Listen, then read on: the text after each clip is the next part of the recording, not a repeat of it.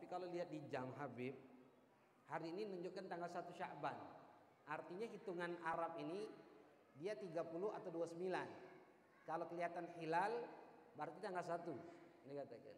29 langsung tanggal 1. Kalau tidak kelihatan hilalnya berarti tanggal 30, besoknya tanggal 1. Ini katakan. Ala kulli hal, baik ini adalah tanggal 1 atau tanggal 30 Rajab, yang jelas pasti besok adalah di bulan Sya'ban. Bukan besok, nanti malam. Nanti malam, perpindahan itu nanti malam. Jadi nanti malam ini malam yang mulia. Malam yang sangat dimuliakan oleh Allah Subhanahu wa taala. Kenapa? Karena bulan Sya'ban termasuk bulan yang dimuliakan oleh Allah Subhanahu wa taala. Sebelum kita membahas tentang Isra wal Mi'raj, Habib akan jelaskan sedikit dulu fadilah, keutamaan amaliyah yang harus dilakukan di bulan Sya'ban. Ini katakan. Apa saja? Yang pertama, amaliyah yang dianjurkan kita lakukan di bulan Sya'ban adalah dengan memperbanyak puasa di bulan Sya'ban.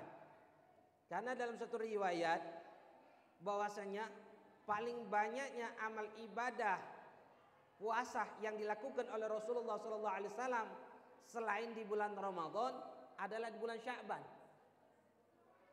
Adalah di bulan Sya'ban. Ini katakan. Makanya kita dianjurkan untuk memperbanyak puasa di bulan Sya'ban ini.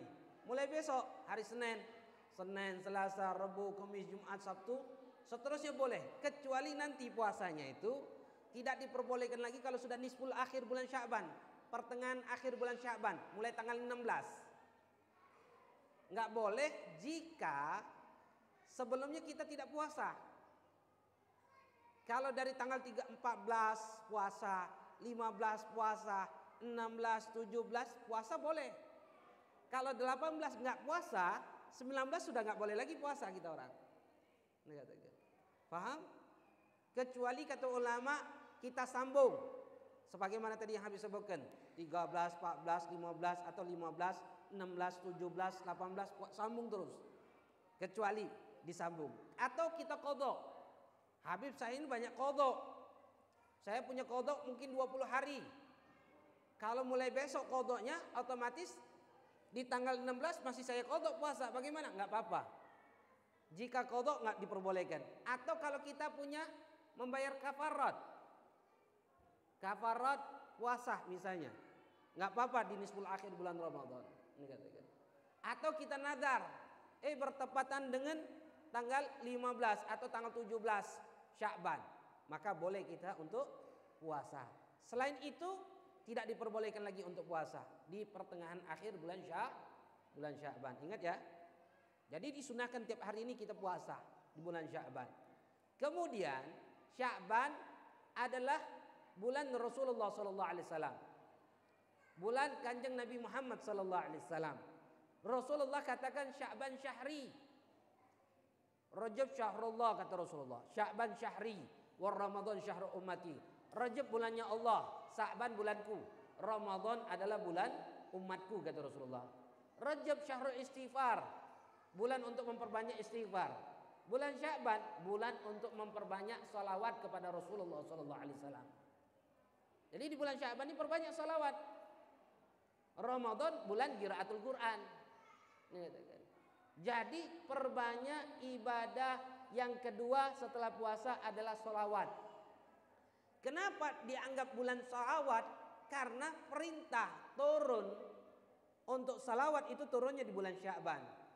Sebagaimana Allah nyatakan di dalam firman-Nya, A'udzubillahi minasyaitonirrajim, innallaha wa malaikatahu yusalluna 'alan nabi ya ayyuhalladzina amanu sallu 'alaihi wa sallimu taslima. Itu perintah turun di bulan Sya'ban. Makanya di bulan Sya'ban ini kita dianjurkan untuk memperbanyak bersalawat kepada Rasulullah sallallahu alaihi wasallam. Fi kulli azman kata ulama, di dalam setiap saat perbanyak salawat, terlebih-lebih di bulan Sya'ban ini. Terlebih-lebih di bulan Sya'ban ini dikatakan. Perbanyak salawat kepada Rasulullah sallallahu alaihi wasallam. Karena di bulan Sya'ban ini juga terkenal mukjizat yang dilakukan oleh Rasulullah sallallahu alaihi wasallam. Apa mukjizatnya? Syaqqal qamar. Rasulullah membelah bulan. Itu terjadi juga di bulan Sya'ban. Ini katakan. Kemudian di bulan Sya'ban ini ada yang dikenal dengan nisfu Sya'ban. Malam nisfu Sya'ban. Malam yang sangat dimuliakan oleh Allah Subhanahu wa taala. Malam nisfu Sya'ban. Malam nisfu Sya'ban itu tanggal berapa? Hari apa? Kalau dilihat, lihat ya. Malam nisfu Sya'ban. Amalkan. Kemungkinan Habib kesini lagi. Malam nisfu Sya'ban itu sekitar tanggal 29 Maret. 29 Maret. Oh, kesini lagi sebelum nisfu Sya'ban sudah kesini lagi Habib. 29 Maret. Ini katakan. Ya. Enggak tahu. Sesudah atau sebelum? Mana Pak Haji Jupri? Hah? Putaran gelombang kedua. Ya. Hari Senin tapi, hari Senin. Berarti artinya malam Senin. Minggu malam Senin. Itu malam Masya Allah. Malam nisfu Sya'ban, malam mustajab doanya. 5 malam yang dikatakan oleh Rasulullah SAW, doa kita tidak akan ditolak oleh Allah Subhanahu Wa Taala. Yang pertama adalah malam awal Rajab, sudah lewat. Malam nisfu Sya'ban, malam Jumat, malam Idul Fitri dan Idul Adha. 5 malam ini adalah malam yang mustajab doanya, yang Allah tidak akan tolak doanya. Jadi pas malam nisfu Sya'ban jangan lupa perbanyak doa, perbanyak amal ibadah. Malam nisfu Sya'ban. Kemudian hidupkan dengan ibadah. Karena Rasulullah SAW mengatakan dalam suatu riwayat hadisnya, khamsun layalin, man ahya khamsun layalin, man ahya layalil khams wajib lahu jannah. Barang siapa yang menghidupkan 5 malam, diwajibkan dia masuk surga. Wajib hukumnya masuk surga. 5 malam itu apa saja? Yang pertama malam Lailatul Tarwiyah, malam tanggal 8 bulan Dzulhijjah. Yang kedua malam Arafah, malam tanggal 9 bulan Dzulhijjah. Yang ketiga malam Lailatul Nahri, malam lebaran, Idul Fitri, Idul Adha. Tanggal 8, tanggal 9, tanggal 10. Yang keempat malam Idul Fitri. Yang kelima malam nisfu Sya'ban. Kita hidupkan dengan ibadah kepada Allah malam tersebut, maka diwajibkan kita masuk surganya Allah. Maka Sayyidina Ali mengatakan 4 malam dalam 1 tahun aku hidupkan dengan ibadah kepada Allah. Hanya 4 malam saja aku hidupkan malam itu dengan ibadah kepada Allah selama 1 tahun. Apa malam-malam tersebut? Malam awal Rajab, malam nisfu Sya'ban, malam Idul Fitri dan malam Idul Adha. Dikatakan. Jadi Pak, Bu, nanti hidupkan malam itu ibadah. Dikatakan. Dengan apa? Memperbanyak doa. Di antaranya amaliyah yang kita lakukan biasanya itu membaca surah Yasin sebanyak 3 kali. Kumpulkan keluarga. Adakan acara-acara di masjid, di mushola. Adakan acara. Dikatakan. Kumpulkan keluarga. Masyarakat kumpulkan, baca Yasin dengan niat yang pertama di antaranya adalah niat supaya Allah panjangkan umur dalam ta'awal afiyah salamah. Niatkan supaya Allah panjangkan umur dalam ketaatan, kesehatan, afiat, keselamatan, dalam ketaatan kepada Allah. Kemudian baca lagi dengan niat, baca Yasin lagi dengan niat, habisnya baca doanya tuh. Terus baca lagi, ditalkinkan baca doanya nantinya. Yang kedua, baca lagi Yasin dengan niat istighna'ni nas. Tidak butuhnya kita kepada manusia. Lalu yang ketiga, minta lagi kepada Allah dengan niat misalnya supaya Allah luaskan rezeki kita. Rezeki yang halal, dijauhkan dari rezeki yang haram, lalu minta sama Allah dimatikan dalam keadaan husnul khatimah. Itu pasang niat-niat yang seperti itu. Dikatakan, tambahi dengan niat-niat yang lain. Insya Allah diijabah oleh Allah. Dikatakan, insya Allah diijabah oleh Allah. Kenapa? Ada apa? Kita harus melakukan ibadah pada malam tersebut. Karena ada suatu riwayat hadis. Riwayat Atha bin Yasar radhiyallahu anhu. Rasulullah bilang, "Idza kana lailatul nisfi minas Sya'ban," jika Datang malam nisfu Sya'ban, kata Rasulullah. Nasakha malakal maut alaihi salatu wassalam kullaman yamutu min Sya'ban ila Sya'ban. Kalau masuk malam nisfu Sya'ban, itu bahasa kita malam penggantian amal, buku amal kita orang selama 1 tahun. Apa yang dilakukan oleh Allah Subhanahu wa taala pada malam nisfu Sya'ban? Allah perintahkan malaikat untuk menentukan ataupun menghapus orang-orang yang mati di tahun tersebut. Dari Sya'ban ketemu Sya'ban lagi. Ini belum ketemu Sya'ban nih. Apapun yang terjadi kepada kita orang nih adalah ketentuan pada malam nisfu Sya'ban yang tahun lalu. Pertemuan kita, apa yang ditentukan oleh Allah? Ajal, jodoh, rezeki, amal. Itu penentuan malam nisfu Sya'ban. Jadi usahakan pada malam nisfu Sya'ban minta kepada Allah ketentuan-ketentuan yang paling baik untuk kita orang. Makanya kita dianjurkan untuk memperbanyak doa, baca Yasin dengan niat yang seperti itu. Karena malam itu luar biasa. Malam itu luar biasa.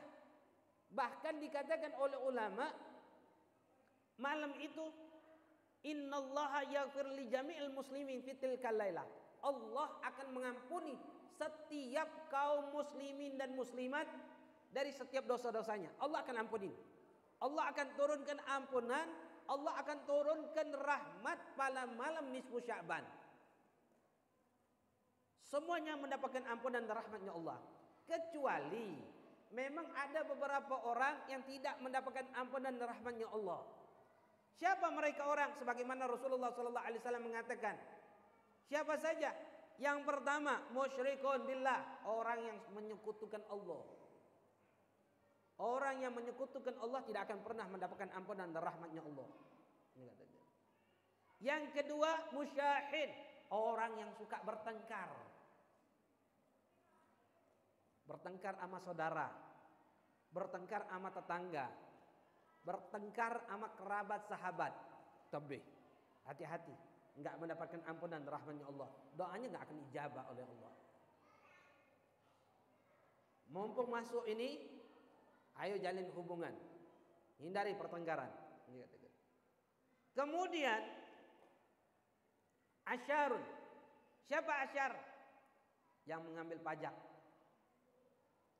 nggak akan dapat rahmatnya Allah. Qatalun nafs, orang yang membunuh jiwa orang lain, membunuh orang lain, tidak akan mendapatkan rahmat dan ampunan Allah. Qati'ur rahim, orang yang memutuskan silaturahmi, tidak akan pernah mendapatkan ampunan Allah. Pak, Bu, qati'ur rahim itu Allah. Qati'ur rahim la yadkhul jannah wala mata fi wasatil Ka'bah. Orang yang memutuskan silaturahmi itu tidak akan pernah masuk surga walaupun mati di tengah-tengah Ka'bah. Enggak akan masuk surga. Nah, apa kata Rasulullah? Lan yanzur rahmah fi qaumin wa fihim qati'ur rahim. Tidak akan Allah turunkan rahmat di dalam satu kaum. Kita orang enggak dapat rahmat nih jika di dalam kaum tersebut ada orang yang memutuskan silaturahmi. Na'udzubillah, memutuskan silaturahmi dengan saudaranya, memutuskan silaturahmi dengan orang tuanya, dengan suaminya, dengan istrinya, dengan mertuanya, dengan tetangga, dengan mantan suami, mantan istri, bermusuhan, memutuskan silaturahmi, gak akan pernah masuk surga. Gak akan masuk surga. Na'udzubillah, na'udzubillah. Ya Allah. Hati-hati. Tidak akan dapat rahmat. Satu kampung nggak akan turun rahmat jika di kampung itu ada yang memutuskan silaturahmi. Sampai ini hadis, riwayat ini hadis, ketika Rasulullah duduk bersama para sahabat, Rasulullah bilang pada saat itu, Allah tidak akan turunkan satu rahmat di dalam satu kaum yang di dalam satu kaum itu ada yang memutuskan silaturahmi. Lalu Rasulullah katakan, la tujalisna qatir rahim. Hai, jangan duduk bersama kami orang yang memutuskan silaturahmi. Pada saat itu sahabat ketakutan. Terdiam sahabat. Sampai Rasulullah ngomong lagi, la tujalisna qatir rahim. Jangan duduk bersama kami orang yang memutuskan silaturahmi, kata Rasulullah. Sahabat tambah ketakutan. Sampai ketiga kali Rasulullah katakan, la tujalisna ghatir rahim. Maka pada saat itu berdiri seorang pemuda dari belakang, langsung keluar dari majlis tersebut. Apa yang terjadi? Ternyata pemuda ini memutuskan silaturahmi dengan bibiannya. Lari pemuda itu menemui bibinya, meminta maaf, minta ridho sama bibinya. Setelah mendapatkan maaf dan ridho sama bibinya, dia balik lagi kepada Rasulullah. Duduk, lalu Rasulullah katakan, apa? La tanzur rahmah fi qaumi wa fihim ghatir rahim. Allah tidak akan turunkan rahmat sama kita orang jika di antara kita ada orang yang memutuskan silaturahmi. Masya Allah, Bu, Pak. Apapun yang terjadi dalam hidup ini, alama ghadrullah, atas apa yang telah ditakdirkan oleh Allah, sabar saja. Sabar saja. Jangan bermusuhan. Jangan bermusuhan sama tetangga, jangan bermusuhan sama saudara, jangan bermusuhan sama mertua, jangan bermusuhan sama suami, sama istri, atau mantan suami atau mantan istri. Jangan. Jangan. Kenapa? Karena pertanggungjawabannya nanti di akhirat kita orang. Yang sudah-sudahlah, yang berlalu sudahlah berlalu. Hidup ini akan terus berjalan. Dan apapun yang terjadi merupakan ketentuan takdir dan kehendak Allah. Allah yang berkehendak. Tidak ada jalan lain, kita bersabar. Wabil khusus malam nisfu Sya'ban, Allah tidak akan ampuni dosa kita. Kemudian siapa lagi? Zani, orang yang berzina, tidak akan dapat ampun dan rahmat. Syaribun, orang yang suka mabok-mabokan. Tapi Pak, Bu, di desa kita atau desa mana saja, hati-hati. Karena sekarang ini narkoba sudah masuk ke desa-desa. Narkoba ini sudah masuk di desa-desa. Hati-hati. Anak-anak kita terlalu dijagain. Karena apa? Karena mereka menyerang anak-anak muda, generasi berikutnya. Hancur ini negara. Hati-hati. Kemudian siapa lagi? Gacat, orang yang suka mengadu domba. Hati-hati. Orang yang suka mengadu domba itu tidak akan pernah masuk surga Allah. An-namam la yudkhul jannah, kata Rasulullah. Tukang ngadu domba itu tidak akan pernah masuk surga. Siapa yang mengadu domba itu, kata Rasulullah? Contoh nih, misalnya contoh nih. Ada orang ngapur sama Habib. Habib, si fulan Habib ngomongin Habib, ngatain Habib dari belakang Habib. Nah, yang lapor ini posisinya namam. Hei kamu tukang namam, tukang ngadu domba. Dia berkata, Habib saya nggak ngadu domba, bener Habib. Saya jujur, saya nggak bohong. Justru apa yang kau sampaikan benar itu tukang ngadu domba. Jika apa yang kau sampaikan tidak benar, itu namanya fitnah. Habib, saya kan murid Habib, sayang sama Habib. Kalau kamu murid Habib, sayang sama Habib, marahin saja orang yang ngomongin Habib. Jangan kamu melapor. Jika kamu melapor, kamu namam, tukang ngadu domba. Paham? Itu cerita ngadu domba, bukan orang yang diadu domba langsung diadu seperti itu, enggak. Dia cerita seperti itu tukang ngadu domba. Makanya hati-hati Pak, jika istrinya bilang seperti, Papa dikatain oleh tetangga, Papa dikatain oleh saudara Papa, tukang ngadu domba. Mama tadi dikatain, diejek-ejek oleh temannya Mama. Jangan ngadu domba. Ini kebiasaan putri-putri kita pulang dari sekolah. Papa, Mama, pulang tadi sekolah tadi gurunya begini ngomongin Papa lagi begini. Jangan dibiarkan anak kita. Kamu jangan jadi tukang namam, tukang ngadu domba. Namam itu apa? Nagal kalam bi ghazil iga'il fitnah. Memindahkan ucapan yang akan menimbulkan fitnah. Jika benar, jika salah, nggak benar apa yang disampaikan, itu namanya fitnah. Hati-hati. Dikatakan. Kemudian siapa lagi? Musyawir. Orang yang suka menggambar, melukis binatang, bikin patung. Ingat tuh, patung, gambar binatang yang ada di rumah mencegah malaikat rahmat masuk. Singkirin tuh. Apa gambar-gambar apa? Gambar ikan koi. Gambar kuda. Sering kan? itu malaikat rahmat nggak masuk di dalam rumah. Di kamar mandi gambar keramiknya gambar lumba-lumba. Malaikat rahmat nggak masuk. Habib pernah tuh masuk. Habib bilangin, oh iya Habib, gimana caranya Habib ngilangin Habib? Hancurin apa? Jangan, rusak. Apa yang harus cat saja? Bagian lumba-lumbanya cat. Diamalkan. Jangan ada tuh seperti itu, cat saja. Tutupin. Patung itu malaikat rahmat nggak mau masuk. Ya, jangan taruh di luar rumah. Itu kursi gambar Garuda. Ada kan kursi gambar Garuda? Itu malaikat rahmat nggak mau masuk. Nah, ada kan kursi Garuda itu gambar elang. Malaikat rahmat nggak mau masuk tuh. Nah, tanpa ternyata kita sadari itu mencegah malaikat rahmat masuk. Kalau malaikat rahmat mencegah masuk dalam rumah, apa yang terjadi di rumah itu? Panas. Orang susah untuk ibadah kepada Allah. Tidak akan pernah punya kasih sayang, rahmat kepada orang lain. Kasih sayang itu nggak turun kepada dia orang. Jadi disingkirin tuh, keluar. Malam nisfu Sya'ban nggak dapat ampunan rahmatnya Allah orang yang bikin itu. Terus siapa lagi? Agun, orang yang durhaka sama orang tuanya. Tapi hati-hati. Mal'un man agwalide. Telaknat orang yang durhaka sama orang tuanya. Telaknat orang yang durhaka sama orang tuanya. Telaknat. Ingat itu. Mal'un man agwalide. La yadkhul jannah adun. Tidak akan pernah masuk surga orang yang durhaka. Sehingga di dalam Al-Quran Allah larang. Tingkatan larangnya apa? Berkata ah saja, off. Nggak boleh. Nggak boleh kita berkata ah sama orang tua. Apalagi sampai membentak. Apalagi sampai membuat nangis orang tua. Berkata ah saja nggak boleh. Walaupun hebatlah amal ibadah kita. Alim. Banyak umatnya.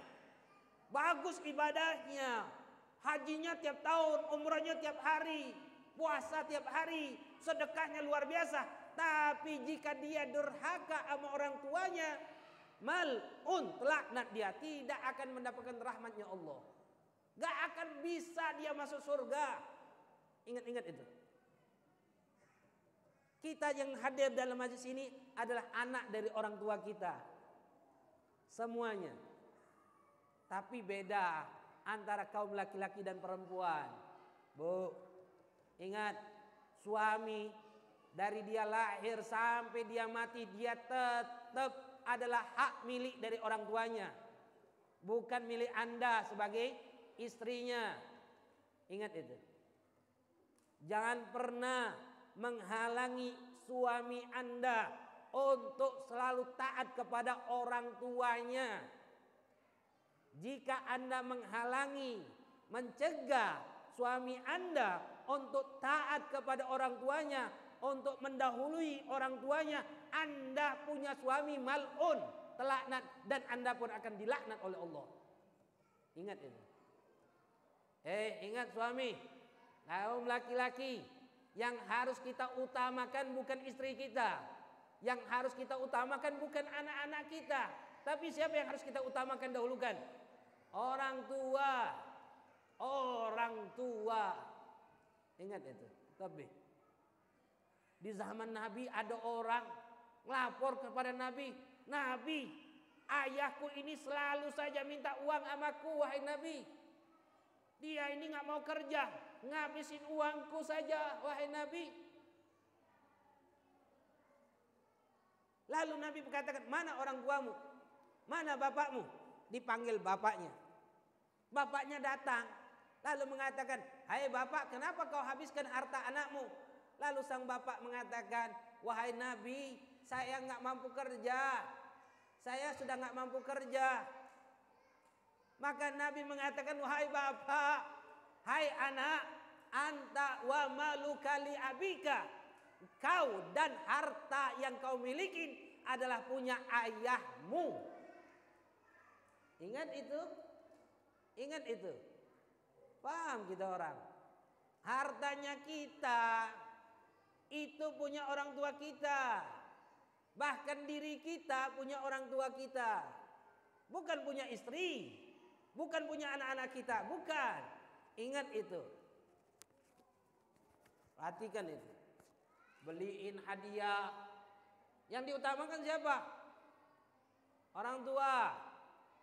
Bu, bimbing suami-suami Anda untuk mendahulukan orang tuanya. Jangan sampai orang suami Anda melupakan orang tuanya dan mementingkan Anda. Entebih. Mal'un, laknat Anda. Ingat itu. Paham? Apapun, suami punya kedudukan tinggi, ini katakan, harus kita dahulukan, ini katakan. Jangan sampai dia mendahulukan kita.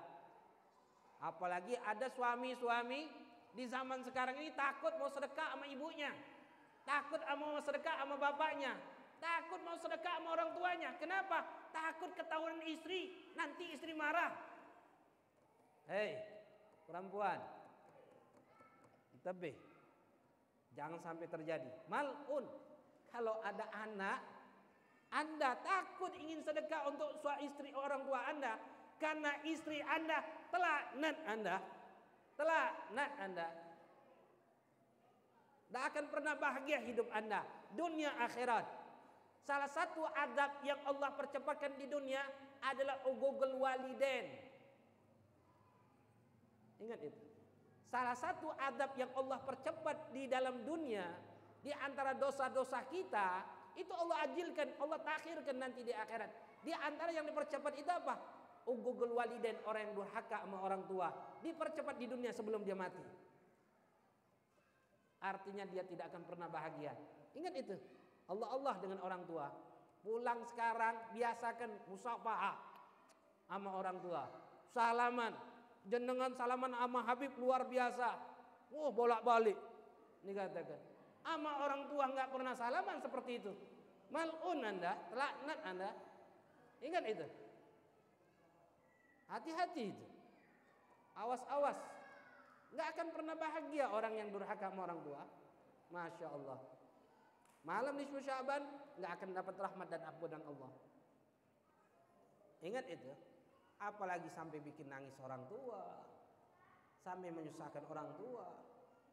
Allah. Sayyidina Habib Ali Habsyi yang mengarang kitab Maulid tadi, yang kita baca Maulid tadi, Habib Ali Habsyi, beliau mengatakan apa? Ana abdun li ummi. Aku adalah hamba sahaya bagi ibuku. Jika ibuku menginginkan aku menjadi budak, maka aku akan menjadi budak.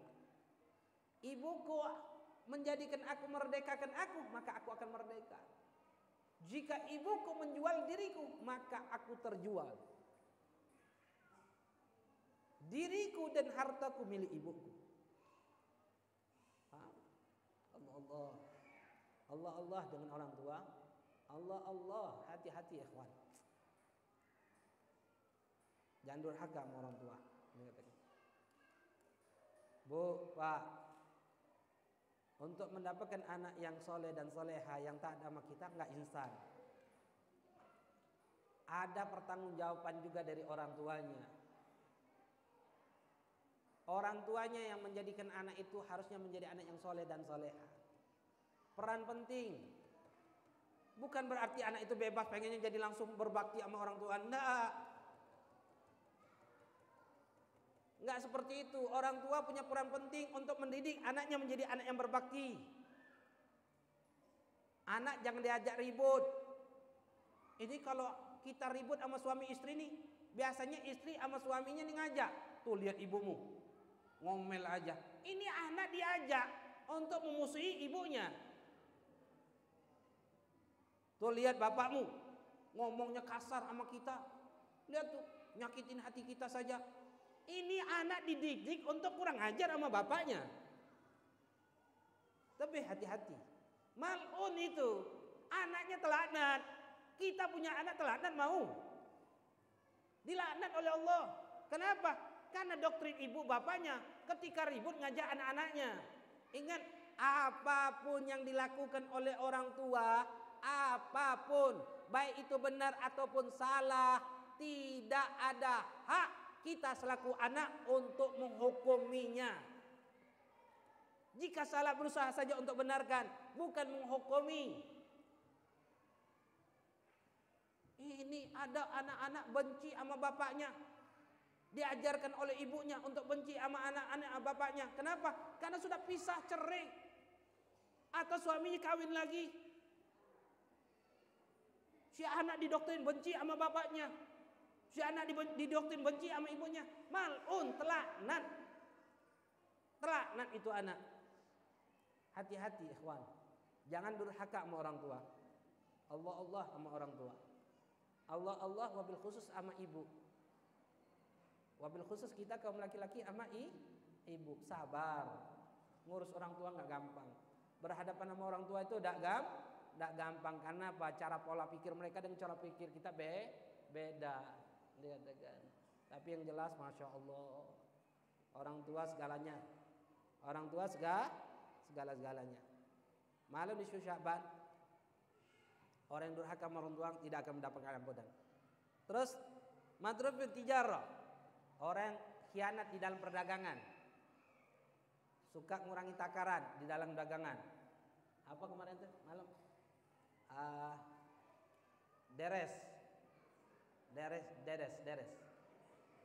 Itu kan dikasih apa? Batu, kayu, biar berat timbangannya. Nah, hati-hati. Sama Habib kata Ustaz Masker, yang nimbangnya juga suka khianat. Ada sama-sama khianat. Hati-hati itu. Dagang tipu menipu nggak akan masuk, nggak akan dapat ampunan rahmatnya Allah. Dan orang yang membenci keluarganya Rasulullah dan membenci daripada sahabatnya Rasulullah, orang yang membenci keluarga dan sahabat-sahabatnya Rasulullah, Allah itu orang. Hati-hati dengan orang yang membenci keluarga dan sahabatnya Rasulullah Sallallahu Alaihi Wasallam. Nggak akan selamat, ya. Nggak akan dapat rahmatnya Allah dan ampunan Allah. Mal'un orang yang seperti itu, telaknat orang yang seperti itu. Hati-hati. Jika kita mempunyai dosa-dosa seperti itu, kata ulama, wa yatubu ila rabbi, taubatlah kita kepada Allah. Lukhsis taubatu, murnikan taubatnya. Percepat minta maaf, minta ridho sama orang tua. Pak, pernah nyium kaki orang tua? Pernah? Siapa yang belum? Pulang ini cium kaki orang tua. Musyabahah, salaman, biasakan. Bu, pernah nyium kaki suami? Cium kaki suami. Karena surga Anda di telapak kaki suami, bukan di telapak kaki orang tua. Bukan di telapak kaki orang tua. Ketika Anda menikah, yang Anda harus dahulukan adalah suami, bukan orang tua Anda. Ingat itu. Bukan orang tua Anda. Harus yang didahulukan adalah suami dan apa yang diridhoi oleh suami. Jika suami enggak ridho Anda mendahulukan orang tua Anda, jangan mendahulukan. Jika suaminya ridho dengan orang mertuanya kita saja, mertuanya saja yang didahulukan. Paham? Karena ridhonya suami itu surganya Anda. Jadi hati-hati. Masya Allah Pak ya. Kita orang luar biasa. Tapi dunia, kita enak di dunia. Di akhirat kita yang dihadap oleh Allah. Istri maksiat kita yang dihadap oleh Allah. Istri maksiat nih kita yang dituntut oleh Allah. Anda maksiat, istri dituntut enggak? Enggak, enak. Pak, enak di dunia apa enak di akhirat, Bu? Bu, milih enak di dunia apa enak di akhirat? Di akhirat. Pak, milih enak di dunia apa akhirat? Dunia akhirat. Biar ibu-ibu akhirat saja. Ala kulli hal. Malam nisfu Sya'ban, satu lagi amalan. Dua lagi amalan. Di antaranya baca doa. Perbanyak Allahumma innaka afun karim tuhibbul afa fa'fu anna ya karim. Allahumma innaka afun karim tuhibbul afa fa'fu anna. Perbanyak itu baca. Lalu doa lagi Allahumma inna nas'aluka ridhaka wal jannah wa na'udzubika min syakhatika wan nar. Lalu baca lagi Allahumma inna nas'alukal afwa wal afiyah muwafatan daimatan fid dini wad dunya wal akhirah. Lalu baca yang paling penting nih, la ilaha illa anta subhanaka inni kuntu minadz zalimin. Baca tuh, la ilaha illa anta subhanaka inni kuntum minadz zalimin. Bacanya berapa banyak? 2375 kali. Banyak atau sedikit? Banyak atau sedikit? Sedikit. Banyak gitu tuh. La ilaha illa. Tapi diamalkan saja malam nisfu Sya'ban ini kan. Makanya malam nisfu Sya'ban jangan megang HP, Pak, Bu. HP matiin semuanya. TV matiin. Kumpul sama keluarga. Hidupkan ibadah kepada Allah. Jangan urusin dunia sudah. Berhenti sesaat malam saja. Malam nisfu Sya'ban. Ajak keluarga. Kalau bakal main HP enggak usah dimatikan HP, enggak usah dimainkan HP. Tidur saja. Hidupkan malam itu dengan sholat berjamaah. Paling sedikit menghidupkan malam itu dengan ibadah adalah sholat berjamaah, isya berjamaah, azam, niat sholat subuh berjamaah. Bangun subuh anak-anaknya diajak bangun sholat berjamaah di rumah atau ke masjid. Dikatakan. Baca la ilaha illa anta subhanaka inni kuntu minadz zalimin sebanyak 2375 kali. Ingatin tuh. 2300. Ingat nggak? Ingat sekarang. Coba minggu depan. Pas malam nisfu Sya'ban lupa semua kita orang. Ayo perbanyak ibadah kepada Allah. Lalu mulai baca surah Ad-Dukhan. Mulai malam ini nih. Baca surah Ad-Dukhan. Ayat 1 sampai 8. 1, 2, 3, 4, 5, 6, 7, 8. Ayat 1 sampai 8, 15 kali bacanya. Setiap malam. Sampai malam 15. Sampai malam 15 kali. Pendek ayatnya, sedikit. 8 ayat cuman. Baca Hamim wal kitabul mubin inna anzalnahu fi lailatin mubarakah inna kunna mundirin fiha yufraqu kullu amrin hakim amran min indina inna kunna mursilin rahmatan min rabbika innahu huwas samiul alim rabbis samawati wal ardi wa ma bainahuma in kuntum muqinin la ilaha illa huwa yuhyi wa yumiit rabbukum rabbu abaikumul awwalin. Sampai itu saja. Baca berapa kali? Setiap malam, mulai malam ini. Baca 15 kali. Pas malam nisfu Sya'ban bacanya 30 kali. Pas malam nisfu Sya'ban bacanya 30 kali. Lalu berdoa kepada Allah. Baca sholawat 10 kali. Zikir, baca sholawat 10 kali. Habisnya berdoa kepada Allah. Minta hajat kita. Insya Allah hajatnya dikabulkan oleh Allah Subhanahu Wa Taala. Paham?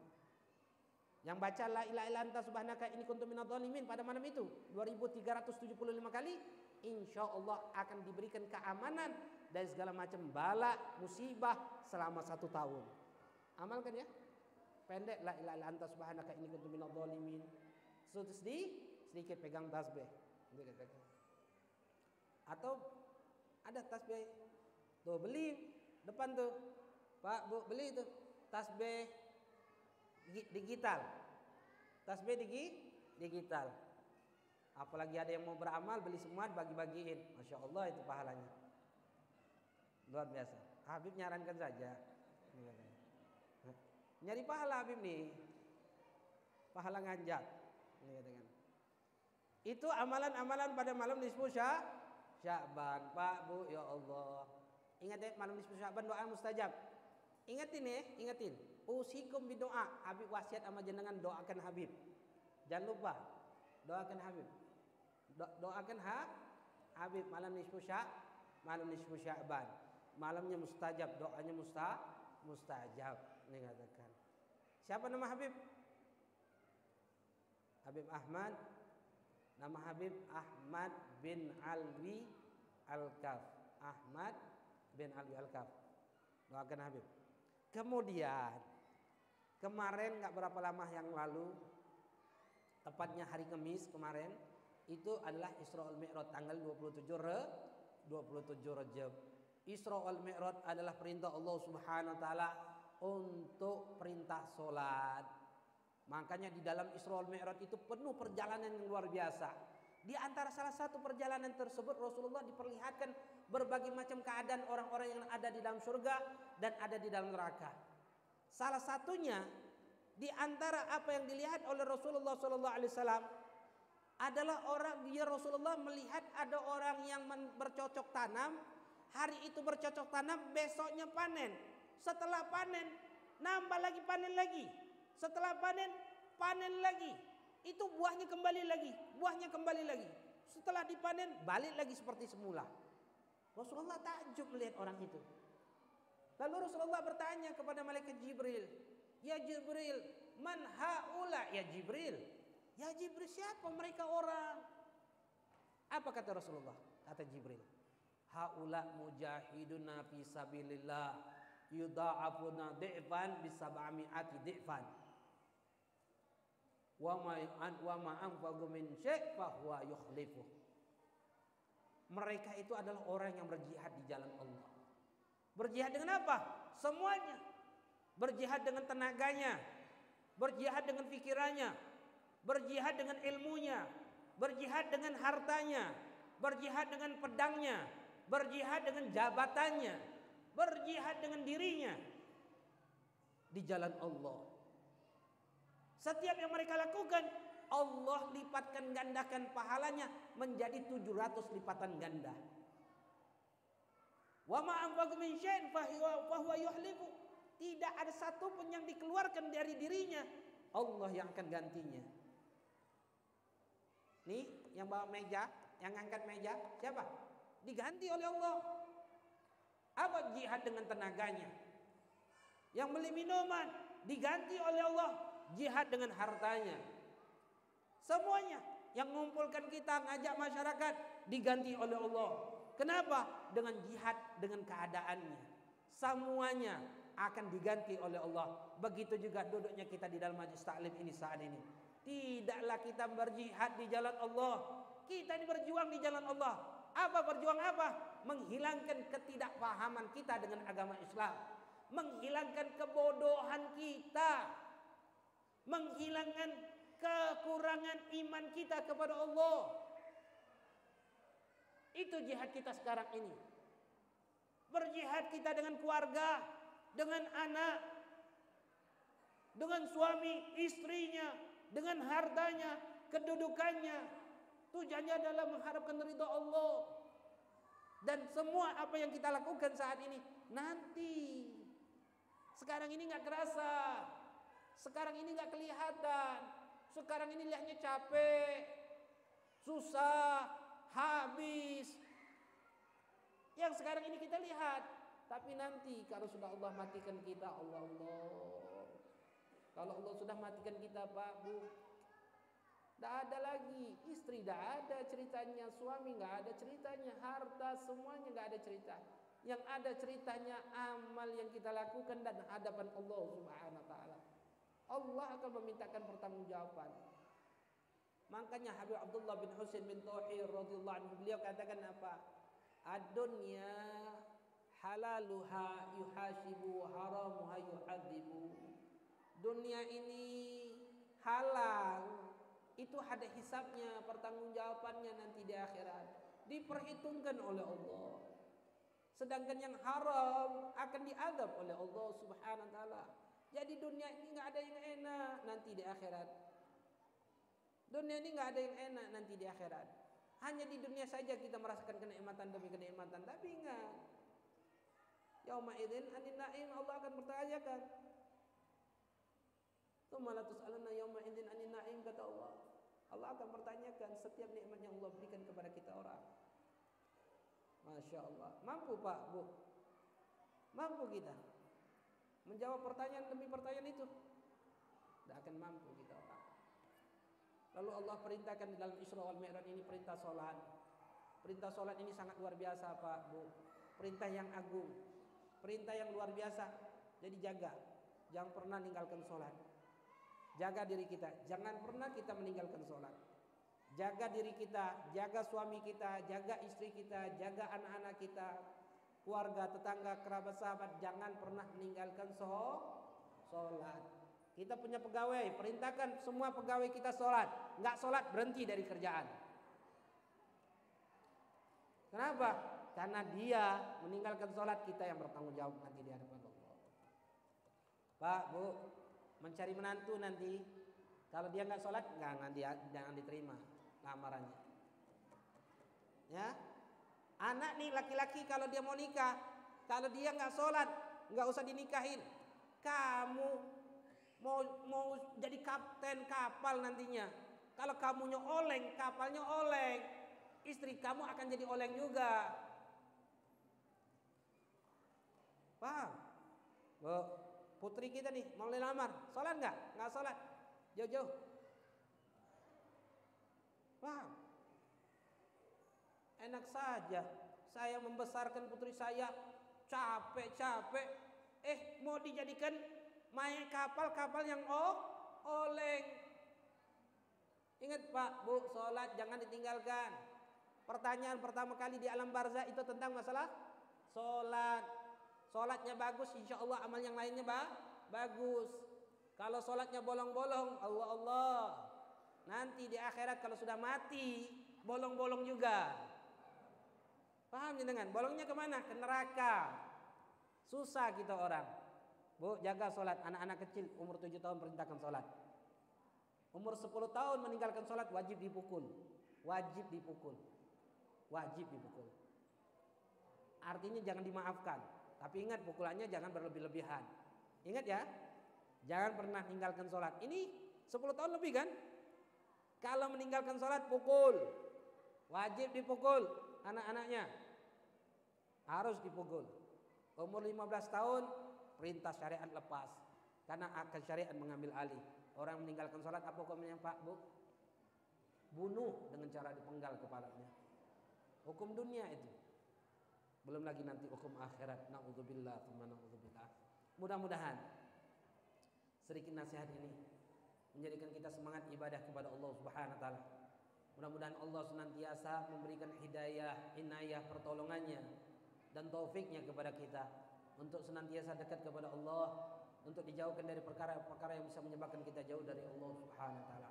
Dan kita mintakan kepada Allah Subhanahu wa taala untuk kita yang hadir dalam majlis ini, mudah-mudahan yang sakit disembuhkan oleh Allah, yang sempit diluaskan rezekinya oleh Allah, yang susah disenangkan dalam hidupnya oleh Allah, yang punya hajat dikabulkan hajatnya oleh Allah Subhanahu wa taala. Dan mudah-mudahan kita yang duduk dalam majlis ini tidak keluar dari majlis ini kecuali Allah ampuni seluruh dosa-dosa kita, dosa orang tua kita, dosa guru-guru kita, dan juga mudah-mudahan Allah panjangkan umur kita dalam ta'ah wal afiyah salamah. Lalu Allah kabulkan hajat kita, hajat dunia dengan kemudahan demi kemudahan untuk taat kepada Allah, dan hajat akhirat dengan ampunan dan surganya Allah Subhanahu wa taala. Dan juga kita mintakan kepada Allah Subhanahu wa taala, mudah-mudahan kita dimatikan dalam keadaan husnul khatimah, dan para ulama-ulama kita diberikan kesehatan, kekuatan, diberikan panjang umur sehingga bisa membimbing kita di jalan Allah dan dijauhkan daripada kedoliman yang terjadi kepada mereka. Dan mudah-mudahan para ulama-ulama kita yang saat ini didolimkan oleh Allah, yang dalam keadaan terzalimi, dibebaskan oleh Allah Subhanahu wa taala. Dan mudah-mudahan orang-orang yang dolim kepada ulama-ulama kita, Allah binasakan mereka orang, Allah hancurkan mereka orang. Dan kita mintakan juga kepada Allah Subhanahu wa taala, wabil khusus untuk kita, untuk orang yang kita cintai, orang yang mencintai kita, atau orang yang tidak senang kepada kita orang, atau orang-orang yang pernah berbuat baik dalam hidup kita, atau orang yang pernah kita dolimi atau yang mendolimi kita dari kaum musliman, kita mintakan kepada Allah, mudah-mudahan Allah ampuni dosa kita dan dosa mereka. Lalu Allah matikan kita dan mereka dalam keadaan husnul khatimah. Ya Allah biha, ya Allah biha, ya Allah bihusnil khatimah. Amin ya rabbal alamin. Qala Rasulullah sallallahu alaihi wasallam, afdal ma qultu ana wa nabiyina min qabli, la ilaha illallah.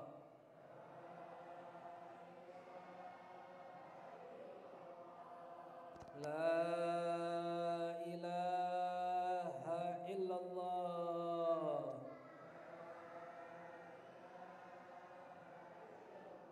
La ilaha illallah. Muhammadur Rasulullah. Kalimat yang alaiha nahya wa alaiha namun wa alaiha numasyu insyaallah taala bil alamin. Amin ya rabbal alamin. اللهم ارزقنا فهم نبينا حق المرسلين والحاملة المكرمين اللهم أعوذنا بعلم زينا بحلم أكرمنا بتقوى جميلنا بالعافية يا أرحم الراحمين اللهم بارك لنا في البقية شعبان وبلغنا رمضان اللهم بارك لنا في البقية رجب وشعبان وبلغنا رمضان اللهم بارك البقية رجب وشعبان وبلغنا رمضان وعنا على قيام صيام قراءة القرآن وفاتنا من الذنوب والعظام اللهم بارك لنا في أولادنا وبناتنا وأهلنا وذرياتنا ولا تضرهم وفقنا فيكم لطاعتك وارزقنا برهم اللهم اجعل أولادنا وبناتنا من أهل العلم الخير ولا تجعلنا عن الشهداء ربنا اغفر لنا والدينا وارحمهم كما ربنا صغارا ربنا آتنا في الدنيا حسنة وفي الآخرة حسنة وقنا عذاب النار ربنا تقبل منا إنك أنت السميع العليم وتب علينا إنك أنت التواب الرحيم وصلى الله على سيدنا محمد النبي وعلى آله وصحبه وسلم والحمد لله رب العالمين. Bapak-bapak, ibu-ibu hadirin wal hadirat yang dimuliakan Allah, kalau ada salah kata, ucapan, perbuatan yang Habib lakukan, Habib minta maaf, minta ridho dan ikhlasnya, dan jangan lupa minta doanya ya, doakan Habib biar istiqomah, sehat, walafiat, ikhlas dan bisa menyenangkan hati Rasulullah sallallahu alaihi wasallam.